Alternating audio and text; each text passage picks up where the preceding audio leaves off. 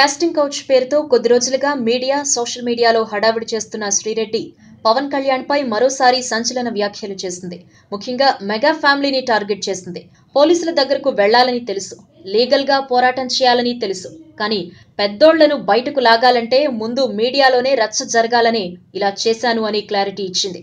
వెధవ పనులు చేసేవాళ్ళని బయటకు లాగాలంటే ఇప్పుడున్న పరిస్థితుల్లో పోలీసులకు చెబితే పెద్దగా ప్రయోజనం ఉండదు. తెరపై హీరోయిజం ప్రదర్శించే హీరోలు తెర వెనుక విలన్ వేషాలు ఎలా వేస్తారో అందరికీ తెలియాలి. ప్రతి ఒక్కరిని ఎండగడతా. అయినా పవన్ అభిమానులు ఏమనుకుంటున్నారు? నోటుకొచ్చినట్టు తిడుతుంటే పవన్ కంట్రోల్ చేయరా?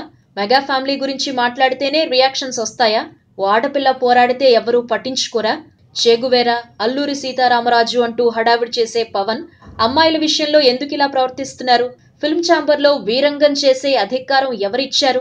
నాగబాబు ఏం మాట్లాడుతున్నారో అర్థం అవుతోందా? మేం చిన్నపిల్లలం, ఏదైనా మాట్లాడతాం. మీ బుద్ధేమైంది? నా తమ్ముడు అందరి దుమ్ము దులుపుతాడు అన్నారు. ఇదేనా మాట్లాడే పద్ధతి? సురేష్ బాబు కుటుంబంతో కలిసి నాతో ఆడుకోవాలని చూస్తారా? ఉద్యమం విషయంలో అస్సలు తగ్గను. తెలంగాణ ఉద్యమ స్థాయిలో తీసుకెళ్తా.